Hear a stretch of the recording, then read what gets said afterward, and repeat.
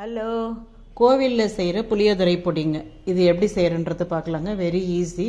கொஞ்சம் எல்லாமே நம்ம சிம்மில் வச்சு வறுத்து எடுத்து நல்லாயிருக்கும். ஒரு ஸ்பூன் சீரகம், ஒரு அரை ஸ்பூன் மிளகு எடுத்துக்கணுங்க. ஒரு 10-15 மிளகாய், ஒரு குட்டி கப் நிறைய உளுத்தம்பருப்பு, கடலப்பருப்பு, கொஞ்சம் ஒரு பெரிய எலுமிச்சம்பழ அளவுக்கு இதை எடுத்துக்கணுங்க. புளி எடுத்துக்கணும். மஞ்சத்தூள், உப்பு எல்லாத்தையும் எடுத்துக்கணுங்க. கடலப்பருப்பு நல்லா சிம்மில் வச்சு வறுத்துக்கணுங்க. இப்போது நல்லா வறுத்துட்டு அதுக்கடுத்து உளுத்தம்பருப்பு, அதுவும் எல்லாமே சிம்மில் வச்சு வறுக்கணுங்க. அதனுடைய கலர் மாறுற வரைக்கும் நம்ம மெல்ல வறுத்துனே தான் இருக்கணும். அதுக்கடுத்து சீரகம், இப்போ எள்ளுங்க. இப்போ எள்ளு அந்த படபடன்னு பொரியும். அந்த டைம்லேயே நம்ம அதை எடுத்துடணும். நம்ம எதுவுமே தீஞ்சு வரக்கூடாது. எல்லாத்தையும் நம்ம மெல்ல மெல்ல சிம்மில் வச்சு வறுத்து எடுத்து ஒவ்வொன்றா கொட்டிக்கணுங்க.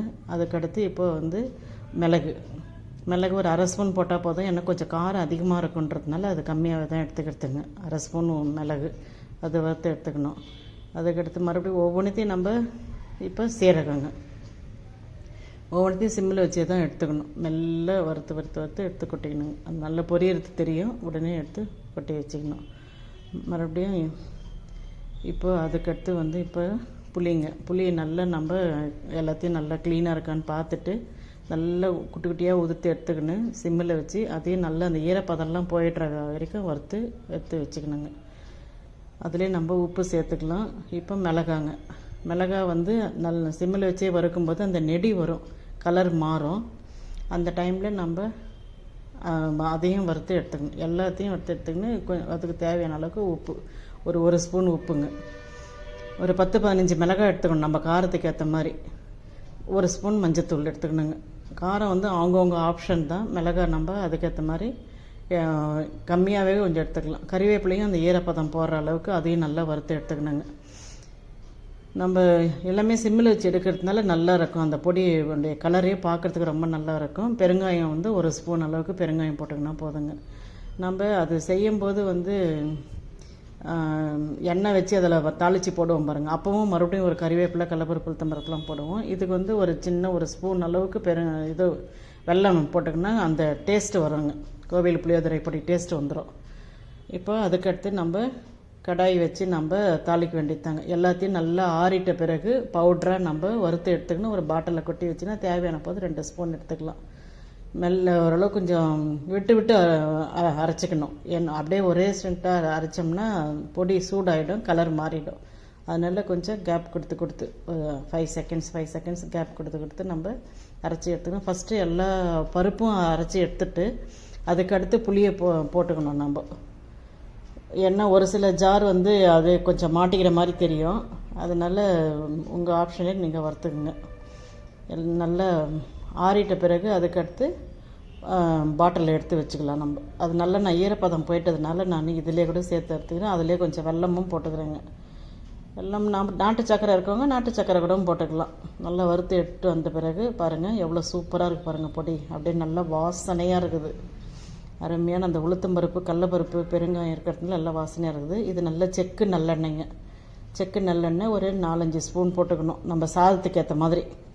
இது 5 ml ஸ்பூனுங்க. ஒரு 4 ஸ்பூன் நான் போட்டுக்கிறேன். நான் நல்லெண்ணெய் உடம்புக்கு ரொம்ப நல்லது. அதனால் இது போல் ஒரு சில இது போல் சமையலுக்கெல்லாம் நல்லெண்ணெய் யூஸ் பண்ணிக்கிறது ரொம்ப நல்லது.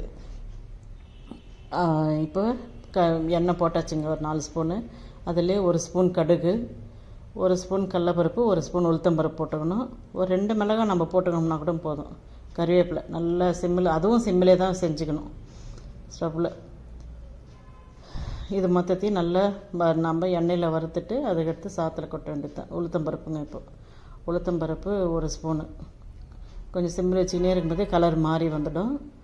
அதுக்கடுத்து கடலப்பருப்பு நம்ம ஒரு சிலருக்கு பிடிக்காது. உளுத்தம்பருப்பு நிறைய வேணும்னா கூட அப்படியே கூட போட்டுக்கலாம் நம்ம. ஆனால் போட்டோம்னா கொஞ்சம் டேஸ்ட்டு தெரியும், அவ்வளோதான். அதுக்காக நான் 1 ஸ்பூன் போட்டுக்கிறேங்க. நான் இப்போ 1 ஸ்பூன் கடலப்பருப்பும் 1 ஸ்பூன் உளுத்தம்பருப்பு, ஒரு 2 மிளகாய் போட்டோம்னா போதும். சாதம் கம்மியாக இருக்குன்னா ஒரு 2 மிளகாய் போதும் அதில் காரத்துக்கு. அதுக்கடுத்து நம்ம கறிவேப்பிலையை போட்டுக்கலாம். ஒரு சிலர் பெருங்காயம் கொஞ்சம் ரொம்ப தூக்கலாக இருந்தால் பிடிக்கும்னு எதிர்பார்ப்பாங்க.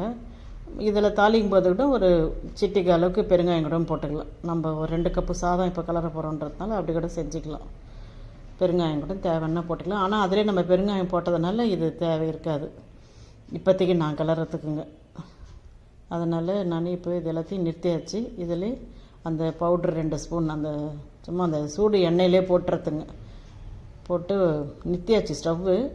அந்த சூடு எண்ணெயிலே போட்டு நல்லா இது கலந்துட்டு இப்போ சாதத்தில் போட்டு கலந்துற போகிறது தான். நல்ல எண்ணெய் கொஞ்சம் தூக்கலாக இருந்தால் கூட ரொம்ப டேஸ்ட்டாக இருக்கும். குழந்தைங்களுக்கு எண்ணெய் ஆகாது, பெரியவங்களுக்கு ஆகாது அப்படின்னு இருக்கும்போது நம்ம திட்டமாக கூட போட்டுக்கலாங்க. பாருங்கள், எல்லாம் கலந்து வச்சாச்சு. கோவில் புளியோதரை பொடி ரெடி. அருமையான பொடி, அருமையான சாதங்க. நீங்கள் ஒரு முறை ட்ரை பண்ணி பாருங்கள். இதை மறுபடியும் இன்னொரு முறை நம்ம இதை சாப்பிட்ணுன்ற மாதிரி தோணும். இது அவ்வளோ அருமையான டேஸ்ட்டான கோவில் புளியோதரை. இங்கே இது செஞ்சு பாருங்கள். ரொம்ப ஈஸி, இது நல்லா அருமையாக இருக்குங்க. இது செஞ்சு பாருங்கள்.